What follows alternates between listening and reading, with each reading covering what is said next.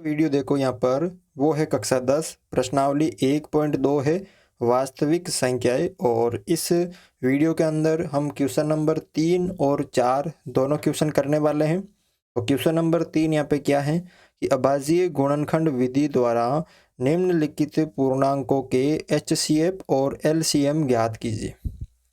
यानी अभाज्य गुणनखंड विधि से आपको HCF और LCM निकालना है यहाँ पर। तो सबसे पहला जो क्वेश्चन है 12, 15 और 21 का HCF और LCM अभाज्य गुणनखंड विधि से हम करते हैं। तो यहाँ पर 12, 15 और 21 है, तो हम सबसे पहले इनका अभाज्य गुणनखंड करेंगे। 12 का 2 का भाग दिया 6 बार, फिर 2 का भाग दिया 3 बार, फिर 3 का भाग दिया 1 बार। इसी तरह 15 का करेंगे। 15 में 3 का भाग जाएगा 5 बार, और फिर 5 का भाग 1 बार।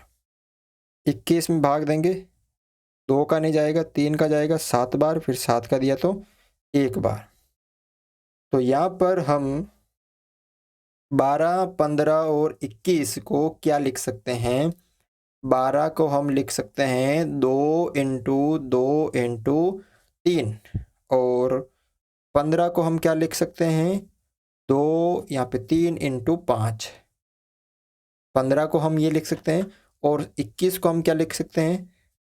3 इंटू 7। अब 12, 15 व 21 का HCF, 12, 15 व 21 का HCF। तो HCF में क्या करते हैं कि जो जैसे यहाँ पे 3 संख्या है, तो तीनों के जो अभाज्य गुणनखंड में कॉमन संख्या कौन सी है वो एक बार लेनी है। देखो 2 इसमें है, इन दोनों में नहीं है, छोड़ दो। 3 इसमें भी है, इसमें भी है, इसमें भी है, यानी ये जो 3 है वो एक एक बार हम बाहर ले लेंगे। ठीक है। अब 5 इसमें है, इसमें नहीं है। 7 इसमें है, लेकिन इसमें भी नहीं है और इसमें भी नहीं है, तो छोड़ दो। यानी कुल मिला के यहाँ पे HCF कितना आ गया? 3। अब 12, 15 व 21 का LCM। अब LCM में क्या होगा कि जो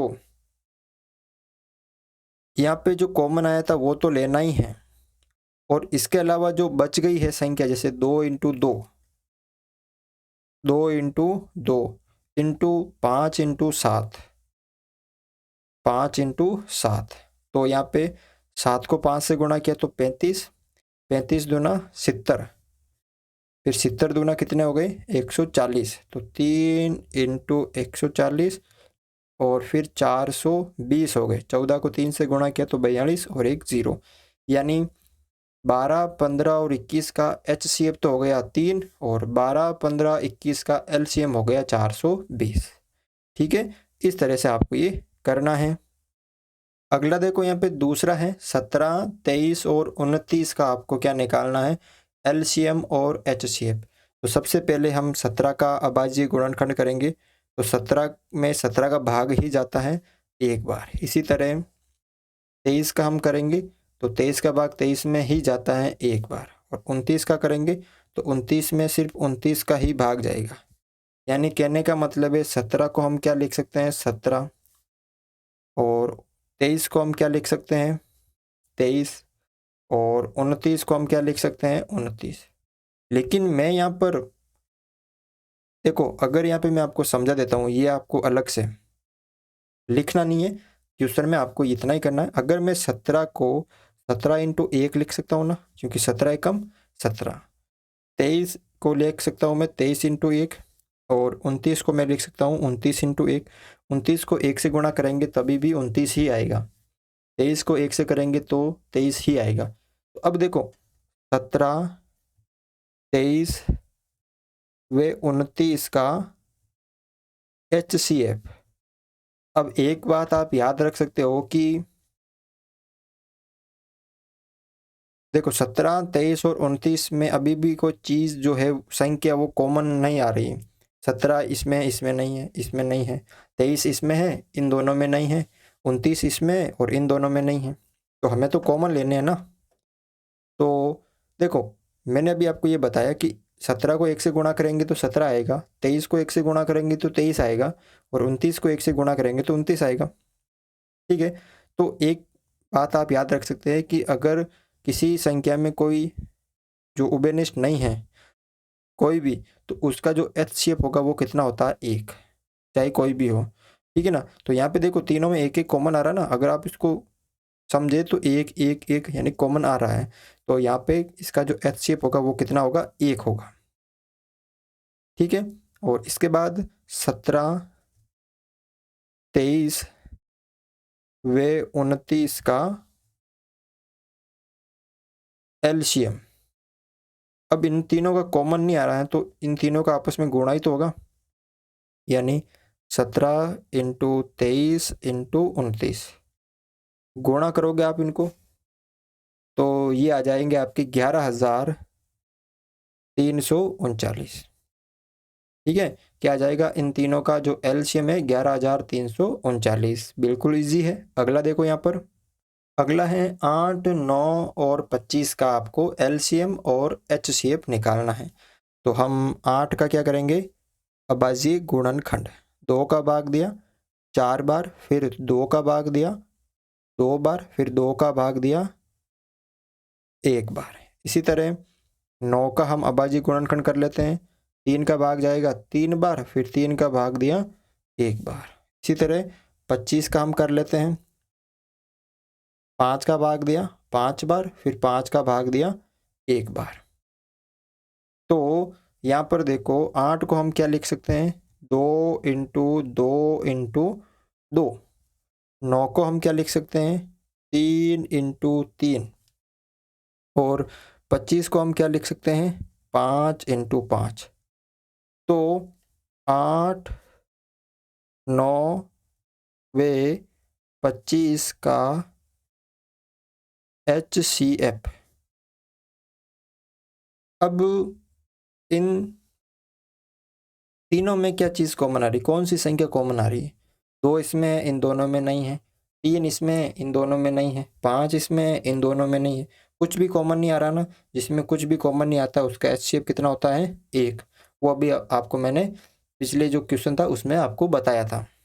अब इसी तरह 8, 9 व 25 का LCM। अब LCM करेंगे तो यानी कुछ भी कॉमन नहीं आ रहा तो सब गुणा होंगे, ये 2 into 2 into 2 into 3 into 3 into 5 into 5 गुणा कर दो। 5 को 5 से करेंगे तो 25, 25 दिया 75, 75 को 3 से करेंगे तो 225। ठीक है, 225 को 2 से करेंगे तो यहाँ पे हो जाएगा ये 450, 450 को 2 से करेंगे तो 900, 900 को 2 से करेंगे तो 1800। यानी 8, 9 और 25 का जो LCM है वो हो गया आपके 1800 और इनका HCF है वो 1। ठीक है, तो आप इस तरह से ये क्वेश्चन सरल कर सकते हो। दूसरा है इसका अगला जो क्वेश्चन है क्वेश्चन नंबर 4। पहला था तीसरा, अगला जो क्वेश्चन है दूसरा वो है क्वेश्चन नंबर 4 कि HCF है, मतलब कहने का मतलब एक तो संख्या है 306 और एक संख्या है 657। इन दोनों का जो HCF है वो 9 है। तो आपको इन्हीं संख्याओं का 306 और 657 का क्या निकालना है, LCM निकालना है। तो यहाँ पे जो दे रखा है, क्या दे रखा है कि 306 व 657 का HCF आपको दे रखा है 9। तो आपको क्या निकालना है, LCM।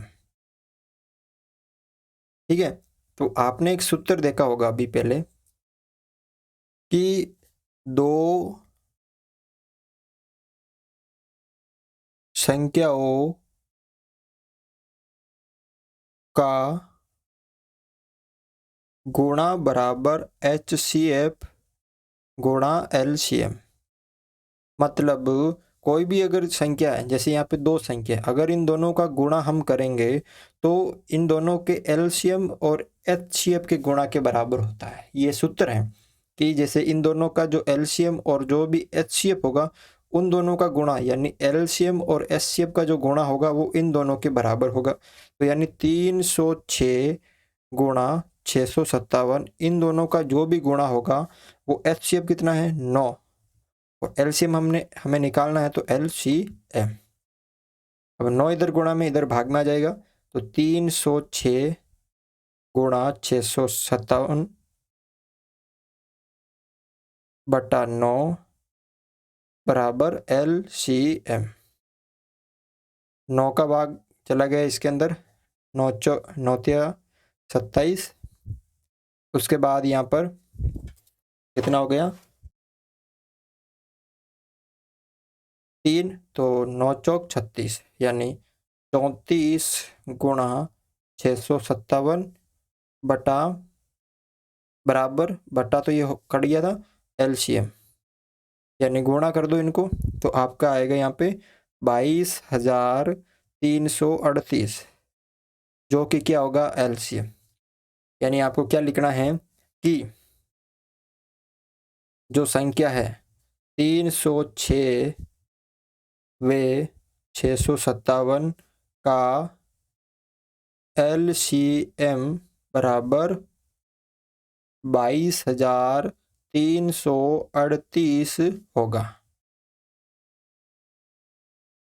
तो इस तरह से आपको ये दोनों क्वेश्चन सरल करना है। वीडियो अच्छा लगा तो वीडियो को लाइक ज़रूर करें।